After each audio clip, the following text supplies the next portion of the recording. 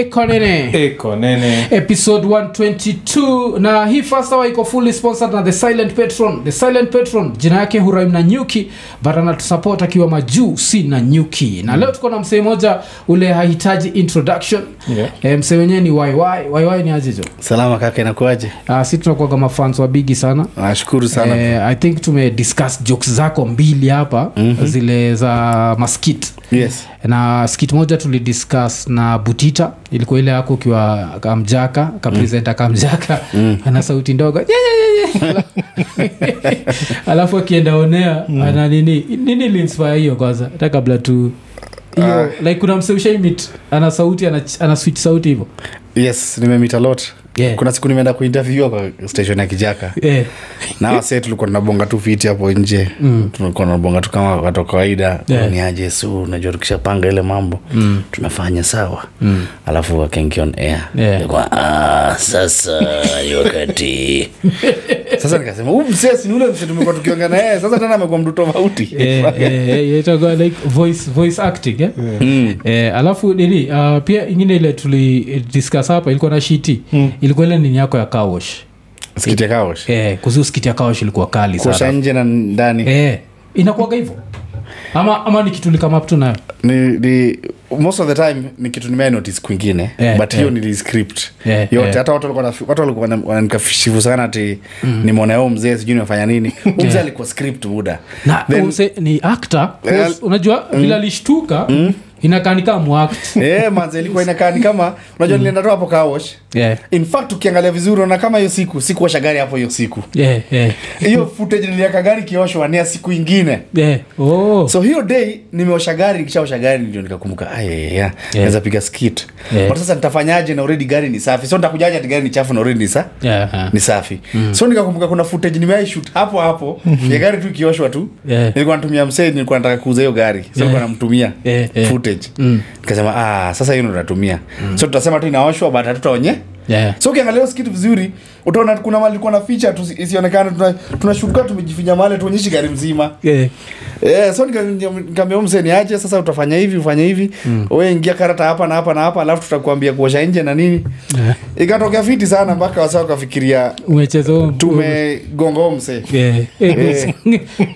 ilitokea vizuri sana alafu inakuacha vile Kenya kuna ma actors jo sana cause haungejua mimi nacho nilifikiria ni real uli shoot tu juu nikituko my notice so kama we shoot like a real situation and it ended up just being funny kumbe kabda nika actor nikabudaka ilikuwa such a coincidence mpaka nikasema nataka kufanya naye kitu kingine cause alitoa vile alikuwa mpaka kashika watu emotions unajua acting ni emotions aliguza say emotions mpaka watu wakamhurumia sana wakaona kama mimi ni jamaa fulani mbaya kwa hii dunia yani mtiaji yeye alikuwa ridikali sana wewe mpaka nilifanya nikafikiria nikasema kunaweza kuwa na mzee mjinga hivi atikuosha ni so kuosha nje ni so lakini gari nzima ni so nikafikiria cause unakaa mtoto unaweza kama duna so uishie alafu rudi umwambie like osha nje sasa unatumia so mbili badala sasa na nini ubaki umeishia so kuna hiyo but nataka saa tubonge juu ya vitu kadhaa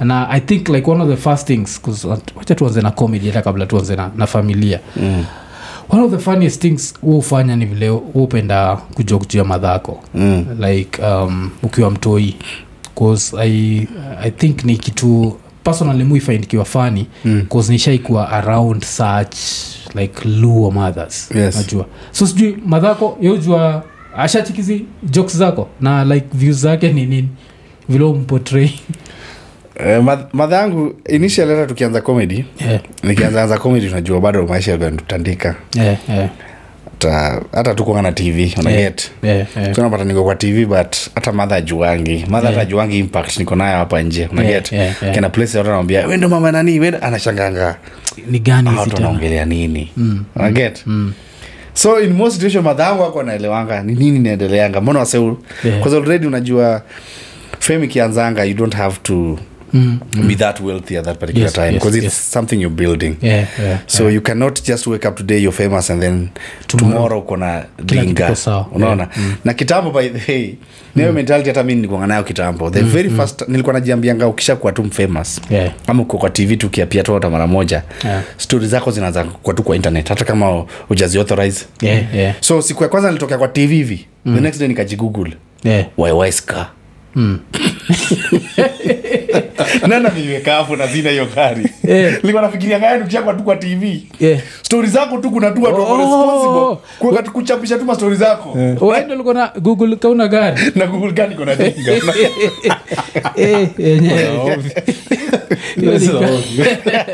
Alafu nini litokea?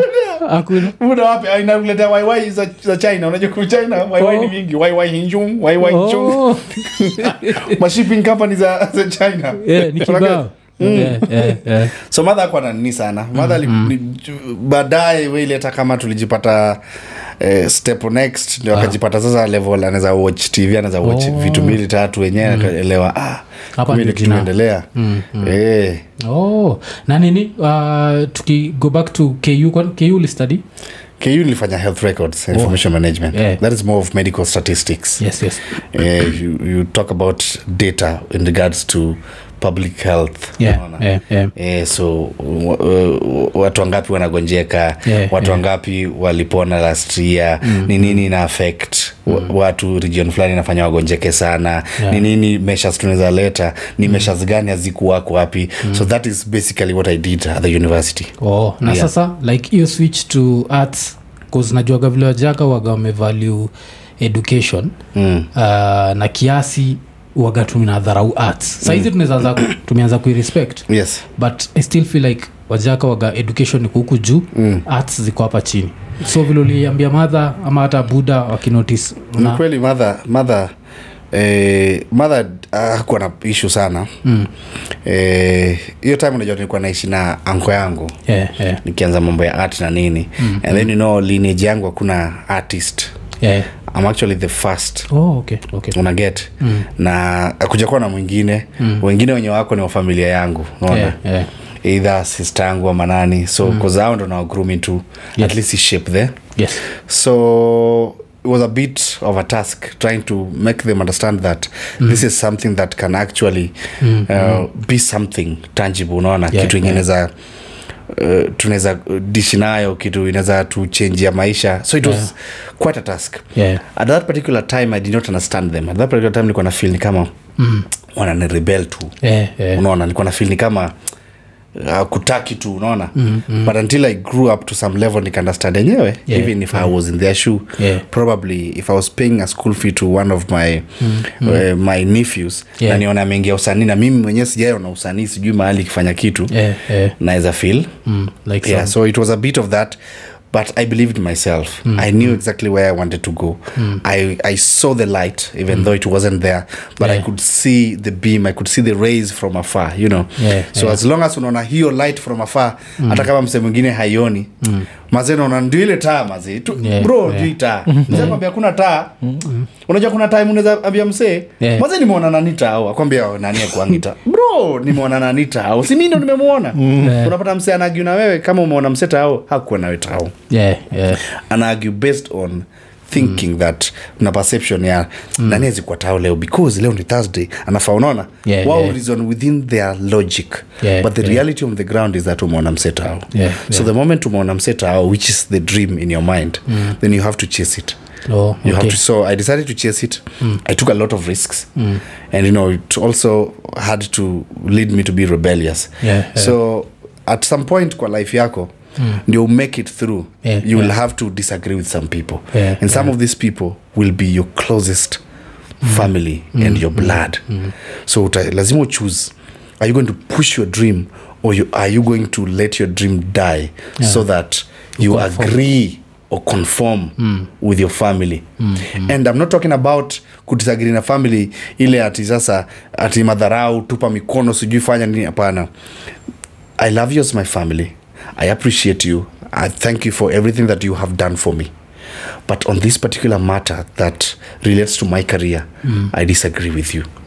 And I would want to I believe that nikichukua hii direction itaniwakia. Let's agree to disagree. Let's agree to disagree. Alafu nini sijui zako notice mostly tukikama hapa interviews mobs zinachukua one direction, ile inakuwa fully sheng ama fully English. Yana nini notice, yani kuna ile ujaka fulani ya kuingiza kila mimo tikile like my lineage. Mbona hata kizungu niongea hapa mimi kweli. Yes, inana sani ina come natural, yani hizo ziji my lineage ndio msao kwanza kwa lineage yako. Nani Buddha bado yuko? But Buddha alipass kitambo nikiwa mtoi. Okay. So ni survive na mother most of the time. So that is why I'm very close to my mom, because I've suffered with her. We've had a good life together, even within the little that we had. Si lazima ati msafa Juamuna. You can always enjoy the little. So we've been happy, we've cried, we've toiled, tumenyeshewa, we have just gone through the ups and downs of life together. And I'm so glad that God ameniweka to an opportunity whereby now I am able to at least sustain mother, unaona. Ile as in mother kuna siku anazanipigia nikose namna vile hata unaget as in mamangu haizi kuama. Mimi ni kuame, but mamangu haizi kuama. That is just one of the best things that ever happened to my life, that people can say hello to my mother with respect. That is enough accomplishment kwangu mimi kwa dunia, that people can say hello to my mom like this with a lot of respect. Mother ni nyakanye? Mother ni wa Nyaluanda. Inakuanga wa Bunyore. Bunyore. Nini? Okay. Lakini Mnyore. Lakini Buddha ni Mjaka, yes. Buddha alikuwa Mjaka. So that makes me a Mjaka. So Jakani, Buddha alikuwa? Homa Bay mahali inaitwa Kosele karibu na Oyugis Kindu Bay. Okay. Nini? Oyugis. Yes, Oyugis massive. Lakini unaelewa pia Kiluya ama? No, siwezi tu sengenywa. But I can't speak it fluently. Naza moja but naelewa sisi mtu akinsengenya nitajua nasengenya, but I might not respond. Utakuwa tuna take notes tu. Yes. Lakini mother guess anaelewa Kijaka sasa. Bro, mother yangu atakuwa na accent ya Kijaka. Wali kontani kabisa. Madhangu anaongea Kiluya fluent na Kijaka fluent. Akiwa na Wajaka hata Wajaka wajuangi Simluya. Akienda kwa nini hata Waluya jua anaongea Kijaka. Ni poa sana kusa shitini unacheki sasa ye yake ni the other way around, si ndio? Yes. Buddha ni Mluya, mother ni Mjaka. Alafu sasa yeye anazielewa zote mbili. But I guess pia juu ya ile place anasema unatoka. Shiti pia ni mkora bana, kuna Kiluya shiti anajua bana. Shiti ni mkora tu fulani. Nitafeli tu fulani. Kimweka na Kiluya hapa anaumia. Ungemweka na uone. Angeumia hapa.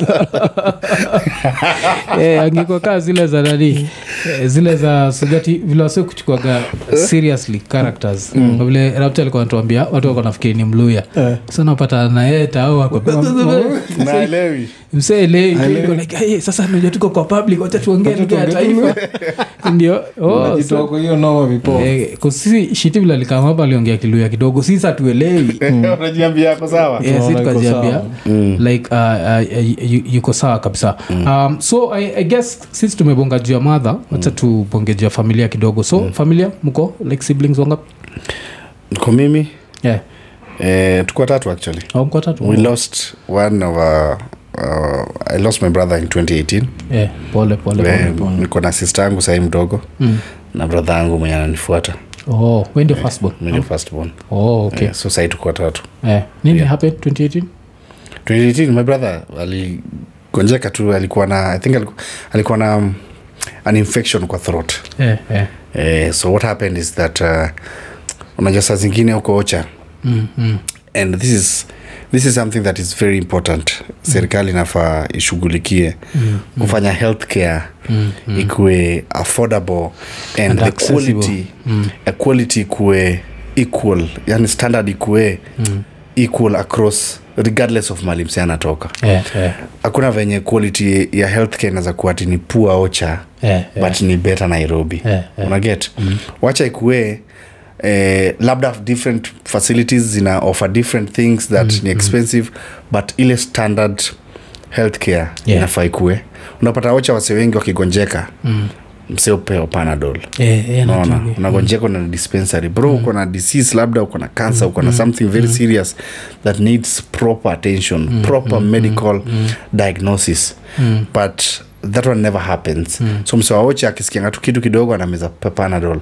So a lot of these people wao pona tu na mindsets na nini, but hakuna serious medical care Ocha.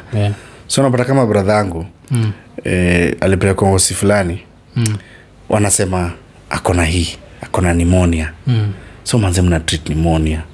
You know, the problem is with misdiagnosis is the moment you treat pneumonia, ile ni nyingine haipati kinga.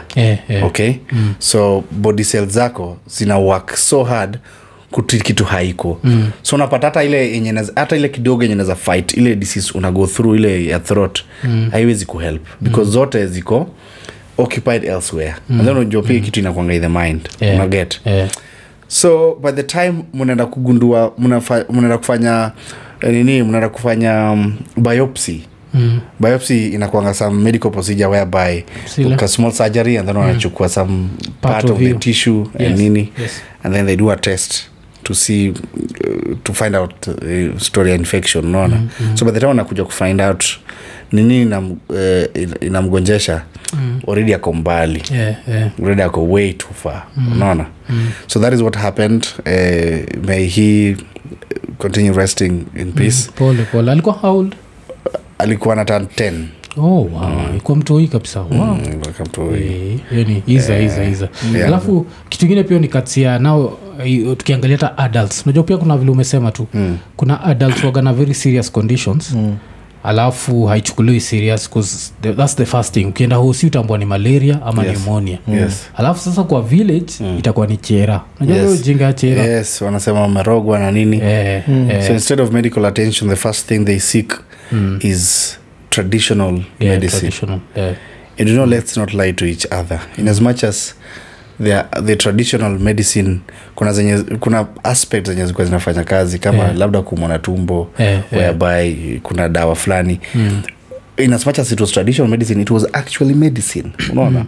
So maybe that medicine has some how can I call it, ikona vitu necessary for labda hata kumake dawa ya tumbo, but sasa unapata mingi siku hizi ni umegonjeka kidogo wanataka kwenda kusiju kufanya what practices, sijui mtu anataka kufanya nini. That is why ukisha mixing tu hospitali na hizo vitu, you will never recover, because the moment umeanza kuseek refuge kwa more into things, more into rituals and tradition, and I'm not talking about being prayerful, okay. Hiyo iko apart, okay. I'm talking about hizi vitu zingine za tufanye hii because of this, usilale kwa nyumba ya babako because this itafanyika na hii, huyu asilale kwa nini ndio apone ya nini. Such things ukisha mixing in a medicine, then pia God anasemanga sasa wase unaona tena wanitambui, unaona. And God only helps those that help themselves. There are even religions, I don't want to judge, okay, but there are people who don't believe that ukigonjeka unafaa kwenda hosi. Okay. Kama Yesu mwenyewe ile wakati wase walikuwa na njaa, akaitisha zile samaki na mkate ndio watu wadishi, because alijua in as much as budangu ndiye anaofa life, but anaofa life through food. You have to eat. Vile organs zetu zimejengwa in a way that they need something, they need nourishment, they need to be fed. So you can't say that, you know what, I believe in God, so I'm going to starve and still stay alive. God gave us food for a reason. Alituambia to survive hivi na hivi na hivi. So if you don't abide to that, no matter how prayerful you are, you will perish. Tu kwa nini hata imenikumbusha kuna place nimesikia ni hapa nini, I think ni South Africa, ile kapasta kalidedi, alafu wakasema wampeleki nini kuzikwa, wanangoja afufuke. We'll check your story. Check your story. Saizi ana turn into bonus. Wanangoja afufuke. Wanangoja afufuke. Na kifufuka atatoka mbio. Atatoka tena mbio. Unajua it's one thing kusema acha afufuke. Akiamka tu hivi kila mtu ni mbio. kila mtu anatoka kijiko. Alafu kwanza nini hiyo story niko na mi niko naangalia from aspect ya chira. Yes. So jela chira wagani more of a curse. More of curse. Abomination.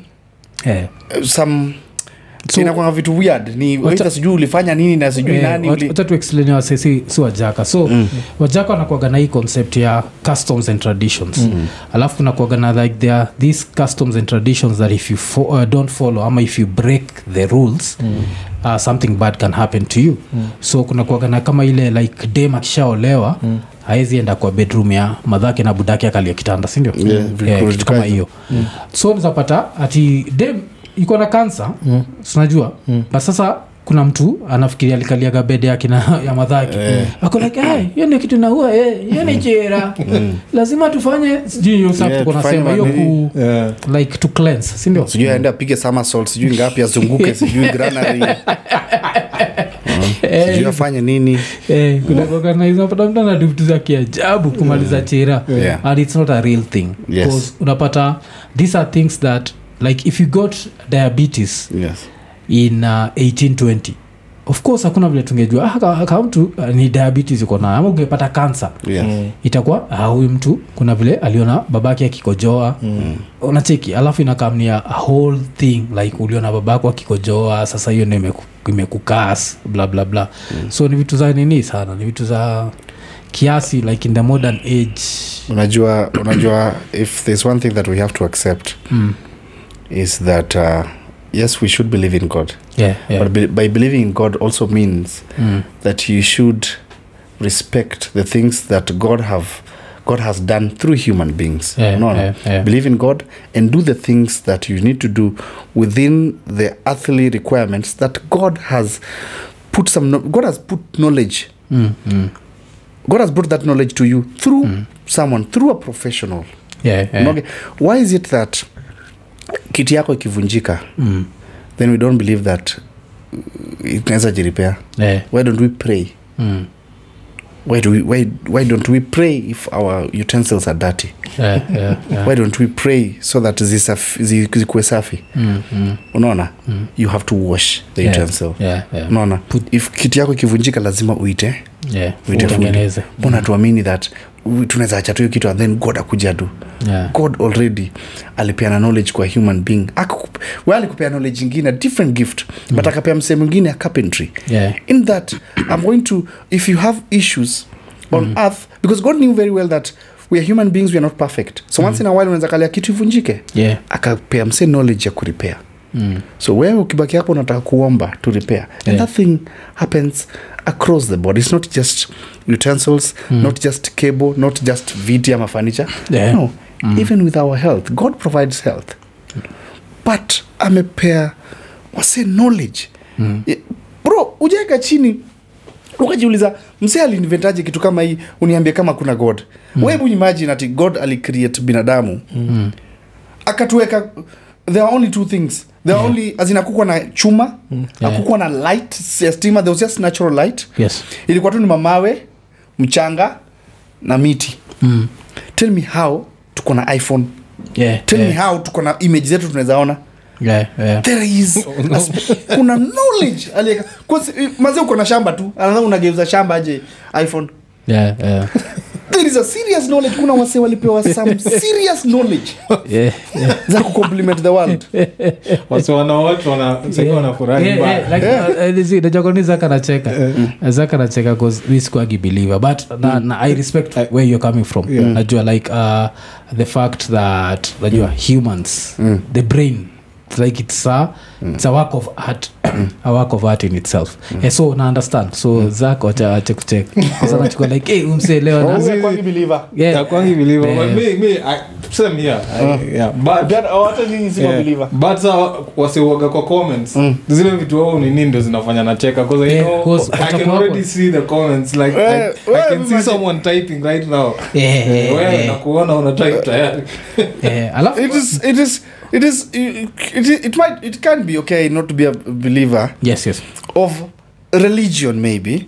Because religion imeletwa na human beings. Because I don't think the creator akasema kabila fulani muni worship hivi, hao wengine muni worship hivi, hao wengine mfanye hivi, na unapata zingine zinajicontradict, but zote with all this contradiction zinafazisifu mtu same. How?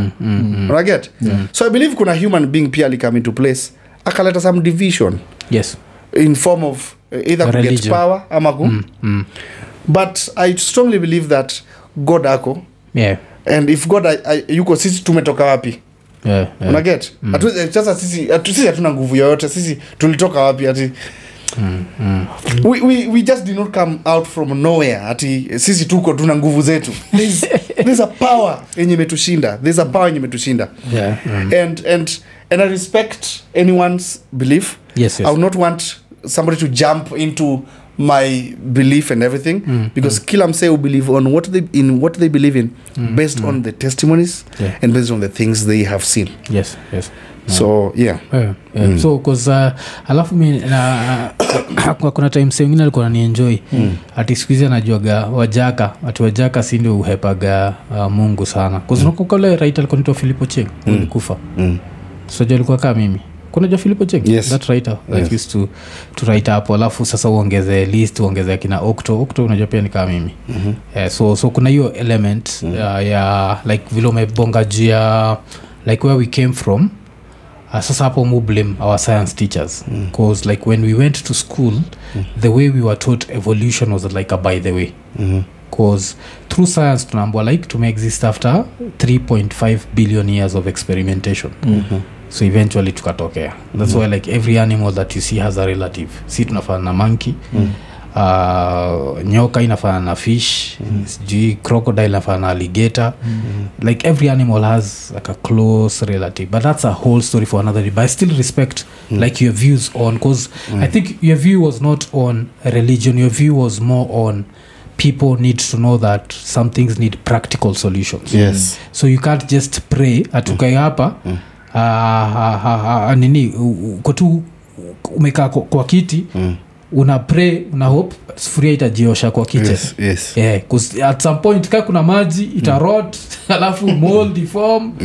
Alafu now it becomes like a whole other, you can end up being sick, you can end up being what.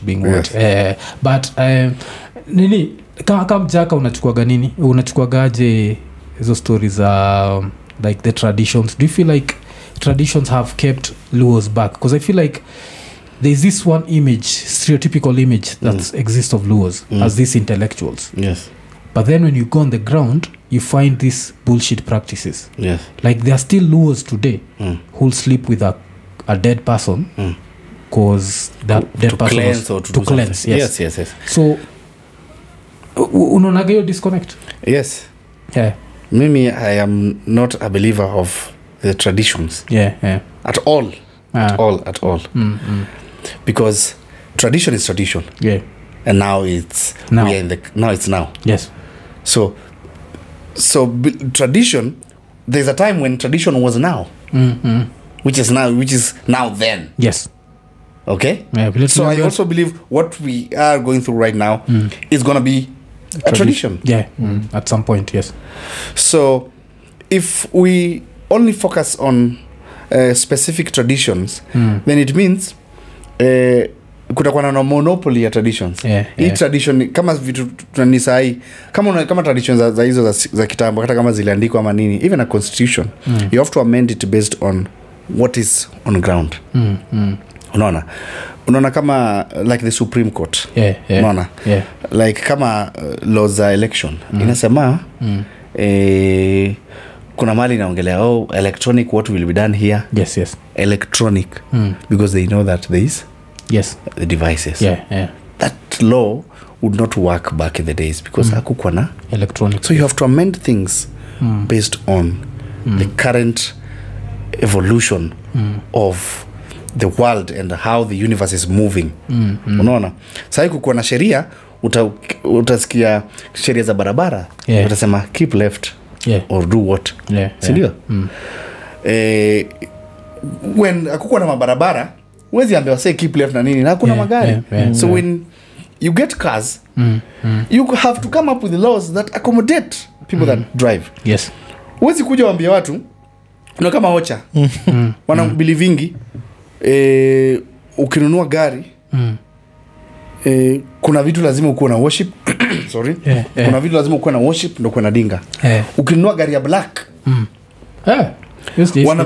kuna tu umeona gari yake ni black alafu tena ile ilongi amevaa pia ni black pia sijui ni black na unajua a lot of people wana basing hizi vitu based on movies they've watched so alionanga movie kuna kwa na paka fulani nyeusi ukiwa na paka nyeusi ni hivyo ni it's a belief unaona yenyewe za kwa vile umesema ni za kwa interesting wende na gari black kabisa rims ni black gari ni black iko tinted alafu umebewa kapaka ka black watu wanaweza toka mbio so watu wanatoka mbio so we have to beliefs lazima ziandamane na time kuna time zenye it was very wrong for a woman kuvaa longi okay now let me ask you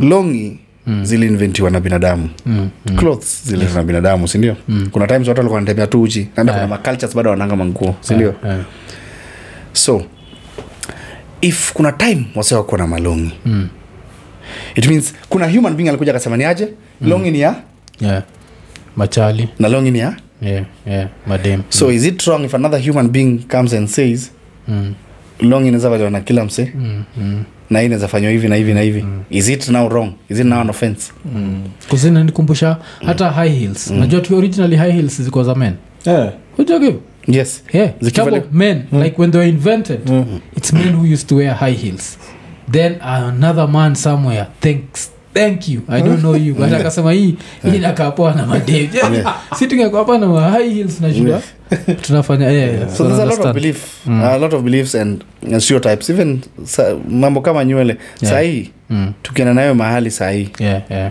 kitu ipotee ni mitangaliwa najua hiyo mjua you get so does it mean that mwizi akishave ni jamaa mfiti si ndio inakaa does it mean that you are only a shave away from being a good person kila msako kinyozi ni msefiti kuna bald head tags alafu kitu gafani ni when's the last time like like someone with dreadlocks alikuwa killed even on the streets for robbing it's very rare kwanzia siku za kina Madheri and sijui what kimajuzi kuna haka mseka gang leader kalishikwa Nakuru ana dready but that's like the one person unapata ni one against so many cases za wase wamenyoa so wanadunga fiti wanasema kuna masuti but I think we are maybe when toka from colonialism because the fact that the Mau Mau rebellion gonna a lot of people with dreadlocks so now if the white man told black people that tukona dreadlocks ni wabaya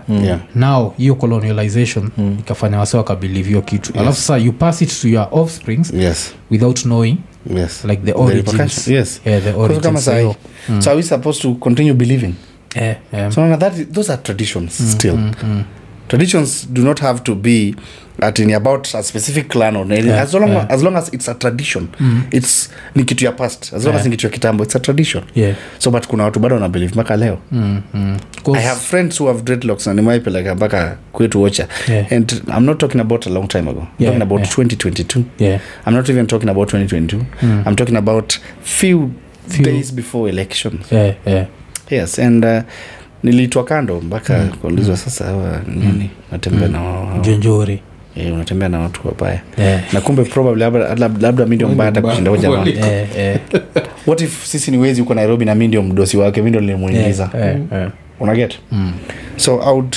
love for us and I feel like our education system it had to waste big time because education system yetu ime focus on academics how good can you cram how good how many days will you remember that biology is the study of living things okay how good can you master physics na ukileta exam upite vizuri so unapata uko mpoa sana physics unacalculate vizuri sana but una ethics have you seen our roads vile watu drive kwa barabara it's because of education system a lot of things tulifundishwanga kutaka kuwa number one to live your culture and justifies the means yes number one ranking and I'm glad your story ranking inaisha because hiyo ndio kitu tunafuata. Mtu amat anataka ku overtake dinga moja kwa traffic kwa mpaka kwa anataka ku overtake dinga moja akiovertake kuna wewe hapa so unapata there's no change unaget so school yetu imetu waste when it comes to, if you look at even tribalism it's a matter of the only way to end it is not to preach it to adults. Adults already washabarikiwa washagro hivyo for a long time washagro kijua hawezi kula meals bila sembe hakuna vile unaweza kula kuku na samaki bila ugali aje ushagro hivyo so msaya kuja kusaya kwambie bro the right way kufanya hivi ni kukula sembe kidogo utashanga huyu jamaa anambia nini so the easiest way ni kuenda kwa mtoto mwambie aje fish na kulangana na vegetables ama nini base unaweza kosa kula ugali so the only way we can do and change our country is to influence the children positively. Unapata mzae mjaka fulani anachukia wasapere ama msapere fulani anachukia wajaka and then anaenda kuambia watu wake wajaka ni watu wabaya sana wasapere ni watu wabaya sana anaona the same thing even in Lowland today they will still criticize you for marrying a Kikuyu lady and you ask them what has this Kikuyu done so uliza what is Kikuyu it's just a language so huyu msapere angezaliwa US kwe anaongea because Kikuyu is a language. Yes, it's a language. Just a language. Okay, the only difference between you and a Kikuyu is that you speak Luo and they speak. Okay? So my question is this. If kama mimi kama mjaka naweza kamali niseme nachukia wa Kikuyu na watu wabaya. Okay? It means na feel niko right. Yes. Si ndio? Mkikuyu pia mali yako anasema wajaka na watu wabaya yeye ni mzuri. Kwa hivyo in one way or the other sisi wote ni wazuri sisi wote ni wabaya unaget so the best thing that we can do tukiwa shule tulikuwa tunafundishwa about tribalism but hatukuwa tunafundishwa in depth na kuambiwa ni nini inaweza fanya the side effects ama negative influences of tribalism. We were never told. We were only told tribalism ilikuwa mentioniwa tu kama things that bring war, tribalism but not in depth. Hatukuwa tunaambiwa ni aje, how do we coexist, how do we do this ni wewe ukishapiga maths yako 90 fanya nini endo chukia Sapere endo chukia Kikuyu budapa na chukia Mpaya na ukiwa mtu mzima wewe usieleta Sapere hapa kwa boma usieleta Mkikuyu hapa usieleta mjaka kwa hii boma unaget kitu mjaka meduni gani even with the elections that just happened the other day there are Luos that hate Kikuyus okay and there are still Kikuyus that hate Luos, right? But my question is this the main reason why some Luos hate Kikuyus that wanna feel ati hawakusupport mtu wao okay the same time are there Kikuyus that voted for Raila? Yes, it's true, right? Are there Luos that did not vote for Raila? Yes so then if we are supposed to base our assertions based on who did not support us then we should also hate all the Luos because there is a segment of Luos that did not support then we should hate all the Luos. I think there like another thing with like Kenya's tribal politics is the fact we feel like we have to go back to the history books where the history books portray a Kenya that existed before the white man. If you portray that Kenya, then tribalism becomes this foreign thing. But if you're to tell people that you people existed as Luos separately, Kikuyus separately, Kalenjin separately, then there is this white man that came and said, Sasan, you are a country. So it's going to take you time to become a nation, you know, for you to feel as one. But unajua sasa vile sufundishwa ni kama white man alikam akaingia Kenya alafu tukamfight. But ungekuwa tunaambua huyu mtu ndiye alichora hii map after achore akaambia nyinyi ni kitu moja but still akawa remind wewe ni Mkikuyu wewe ni Mjaka because alikuwa need kuwa remind so that at least your separation ikuwe so eventually when they go we can start from that, like okay vile I think ni David Ndi alikuwa anaitanga nations. Yes. So we can start as there's the Kikuyu nation, the Luo nation, the Kalenjin nation, the Luya nation, you see. Yes.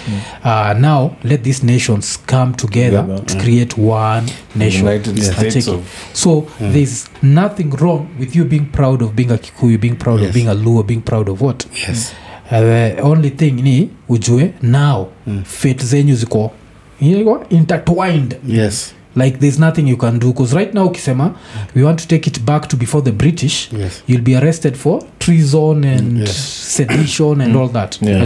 So I feel ni kama tuliskip your step, like if we emphasized that inaweza saidia watu kuona the bigger picture. That's number one. Number two also, I feel like sometimes when these political leaders are running for that big seat, they're supposed to be able to pia kucontrol watu wao. Like for example, I don't understand why 2 presidents have associated with Moses Kuria. I joke a lot about Moses Kuria here. Yes. But you can't have someone who will openly discriminate on tribe. Yes. Ruto does not do that. Uhuru does not do that. Nacheki. Akina Ruto na Uhuru wata attack Raila, the individual. Moses Kuria ataingia pale aseme juu ya foreskins. So now he's attacked a whole community. You see? So we have those little things where like right now anaweza end up kwa cabinet, sindio? So if he ends up in the cabinet, now you have this one guy who believes that people who have foreskins are lesser beings. See? But this same guy will enter a room full of foreskins, the Chinese, and humble himself kabisa, because the Chinese have their foreskins. The British have their foreskins. But now this Luo foreskin that's where you draw the line. It's bigger. You see, so that's I think that's the problem. And even the foreskin argument, I've heard someone use the foreskin argument on how the Mau Mau were destroyed by the British. Because have you ever heard, you'll never find in any record the Mau Mau insulting the British about the foreskin. If you killed enough of them, you could have noticed all of them have foreskins. No one has ever brought that up. That means the dent was negligible. That's why someone like Jomo Kenyatta, when he became president, he didn't owe them anything, because he knew this struggle was more of a negotiation. Yes, there were atrocities, but zilikuwa zile atrocities we have guns, we can do anything. So the warriors were very few, and most of the warriors waliua hawaku unajua, because unajua at least mkichapa mtu mmoja kuna mtu mtamchapa mpaka suruali anguke like utaja tairi unacheki. So I feel like hatujai go hapo, and it's a very hard topic to talk about. Like we didn't become a nation because it was a choice. And also I think like if people knew that it's not only this one community in the world, like unajoga that statistic, like 70% of humans on earth are not circumcised, unajoga it's only 30%.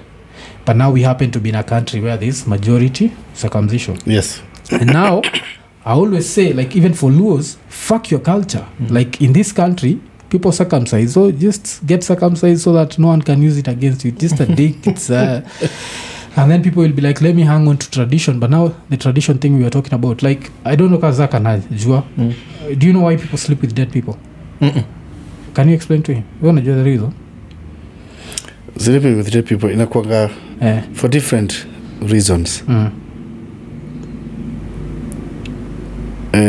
Mimi kwa zile zenye najuanga kusleep na ni kutoa mikosi fulani. Unaona? Ni mikosi fulani wana believe is either kuna death inafuata, either kuna sijui mtu wenu sijui alifanya nini. So if you sleep with a dead person, wana believe ita cleanse na iondoe. So that you can start on a clean slate. Because but your version yako sijisikia. If the version nimesikia ni mostly unmarried women. So if a woman is unmarried and she dies, before she's buried, the act of sex is used to cleanse her for the afterlife. So how the sex is supposed to happen is this guy is just supposed to penetrate just once hivi alafu atoke. But of course they are perverts, niko sure zinafurahigi kabisa. Enda pale anapokatia sijamaliza bwana, ngoja nimalize nacheki. So and then you have this culture, and then uko na wajaka wako online waki identify as these intellectual people. I'm like, if you can't finish these stupid cultures, then why you can't associate that with intelligence? Yes.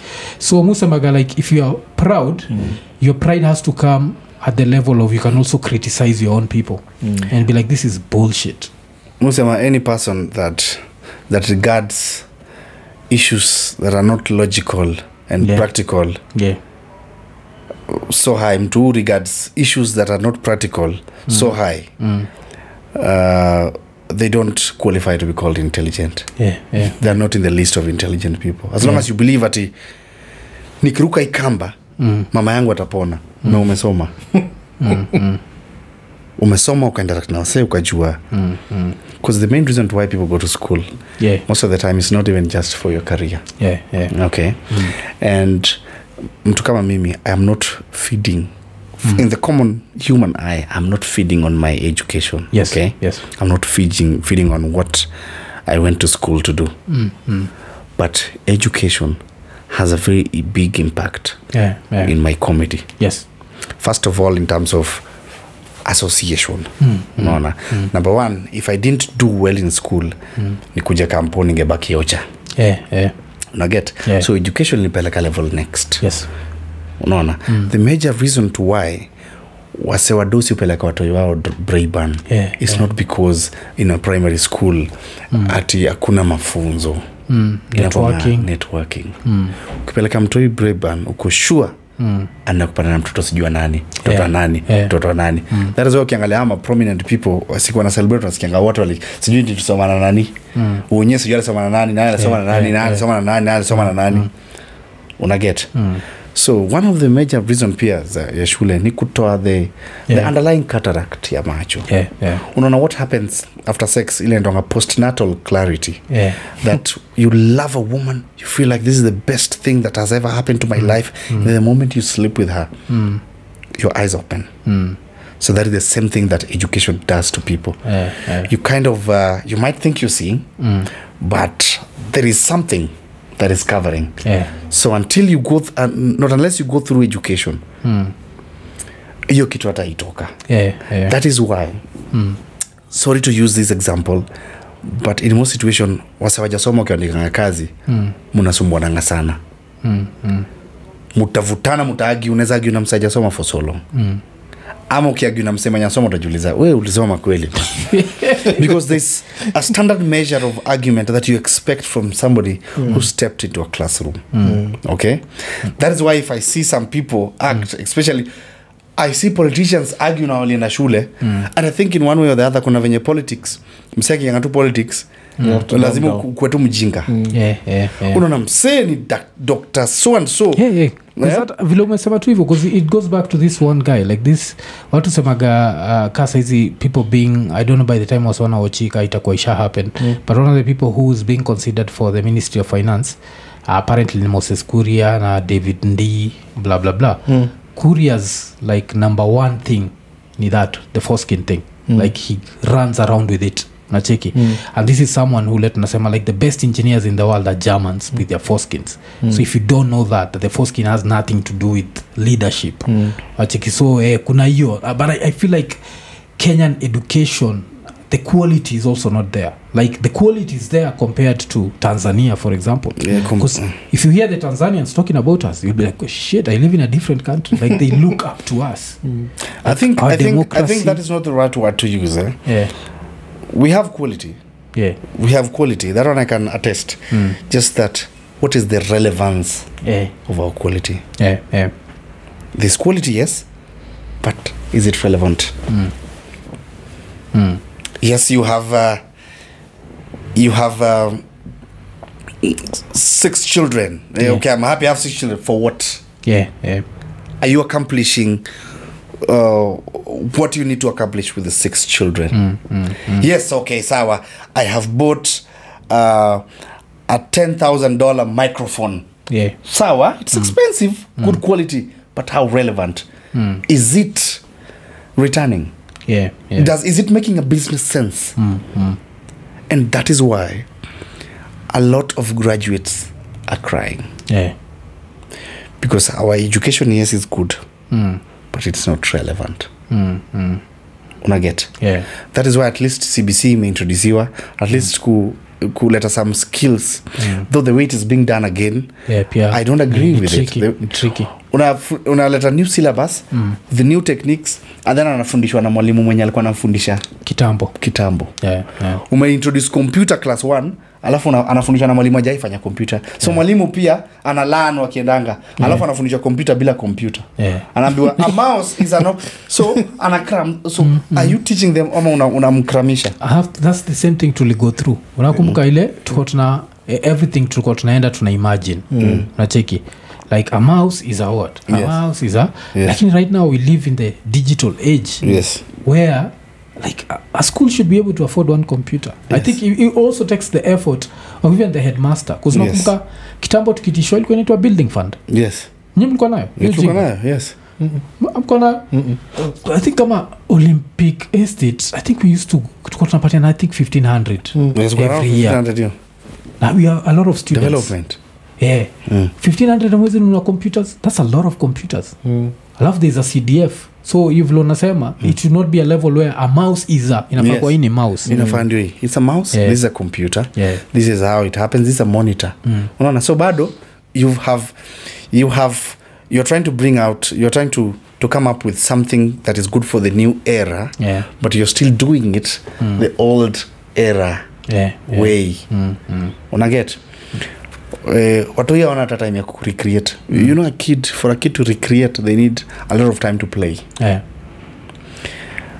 My sister nilimtoa nikamleta Nairobi. Previously alikuwa nasomea shule fulani. Alikuwa anatoka shule 5 na nimtoa hiyo class 4. Unaget? Mtoa class 4 ameenda shule asubuhi 6. Then anatoka 4. Akona 17 books. There's no time to recreate, because by the time unakuja home, let's say kwa hizi 17 uko na 12 assignments to come and do because every child, no matter how busy they are, no matter how strict you are as a parent, you must give your child time to recreate. Akikuja home kama anachezanga before afanye homework, either one has to happen. Either anachezanga for a few minutes then anakuja kwa homework, or anafanya homework anamaliza then go and play and come back and shower. But nowadays unapata mtu yako na lot to do, mtu yako busy kunishinda. So I am recreating more than a child. Unaget? Mtu yako busy mpaka najiuliza nani upumzikaje, hata sijamaliza hii. So what is this child achieving at the end of all this? We interrupt kidogo. Mekumbusha last week on Friday ama Friday imepita, kuna mse tulikuwa naye kwa live, the live show, and he was based in Helsinki, Finland. Fish, big up to Fish.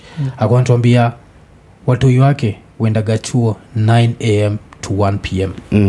Like that's school hours za Finland. Ni 9 a.m. to 1 p.m.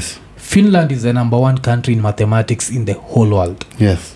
So unaona, this means that all these hours, because in all these hours kumbuka mkiwa chuo it tries to reach a level where unalala mostly after ukishakula sembe ilikuwaga you just struggle to stay awake, na kulala pia ni offense, na ni offense, unachapwa so there's a lot of things tunaweza learn. But sasa unajua Kenya vile ita happen, itakuwa like let's go for whatever wanaitanga nini ile wanataka kwenda tour, and all they'll do is they'll get a lot of per diem in Finland, benchmarking. Or in Finland they enjoy, they come back, they do nothing, because that's something we need to actually fanya your benchmarking. Like people need to, like if these people are learning for 4 hours and they're the best country in the world when it comes to mathematics, and mathematics runs everything, what are they doing that we are not doing? Acheki. But kuna vitu mingi zinabadilika, ni kufanya nini productive. Si tunafanya a lot of things, we want to do a lot of things. So and you know, when you do a lot of things you end up being average in all of them. So you'd rather do one thing and give all your energy. Unaona, if you have 2 glasses, half filled. Okay? If you have 2, you can 2 glasses ama 5 glasses, all of them are half filled. So una feel banzi niko na glasses 5, that is like I do 7 subjects and you know 7. Kumbe kitu ujui ni ati hizi glasses 7 zinaweza jaza glasses 2. The rest ni useless. So we are using a lot of energy and then we emerge average.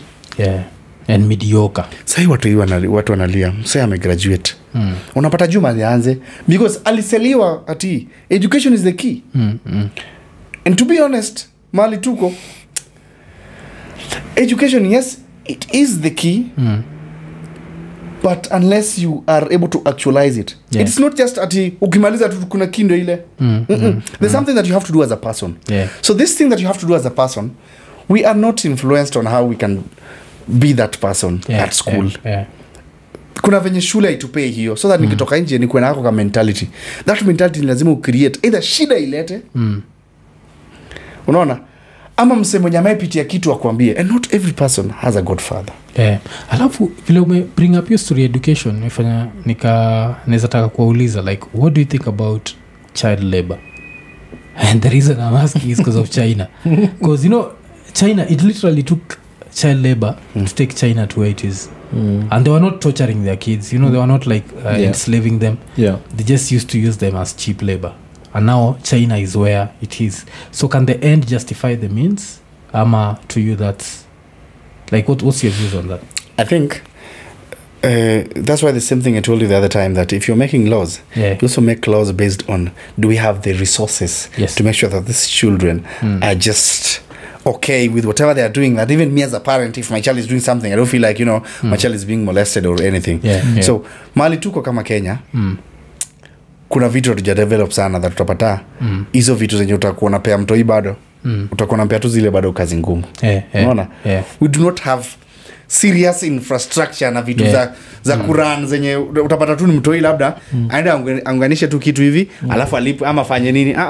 The child will have to either bebe maji asukume mkokoteni manual labor. They have to still do manual labor. So the fact that manual labor still overrides skills inakuwa a little bit difficult to execute that in our country because manual iko big sana, inataka a lot of muscle, so lazima ukue at some point. That's why hata kuna vitu zenye wanawake bado hawezi fanya. But mimi nakumbuka tukiwa chuo primo TZ basically tulikuwa tunaenda shamba, so hiyo ilikuwa ni child labor in a way. We used to tunaenda shamba na shamba za shule yetu zilikuwa mingi kubwa. We used to do the same, but I never agreed to them. I never agreed to them because they were not helpful labor. Unaona kama shule tukaenda shule kulimia mwalimu. Okay? So you've gone to school. Yes. Tukaenda shule, tukaenda shule in the morning and you have to carry firewood. Okay? 4 pieces and not just little firewood. They have to be thick enough to boil githeri. You know. So lazima ubebe firewood ukienda shule asubuhi. Marija puonyi. Yes, ya mwalimu. Sio yako.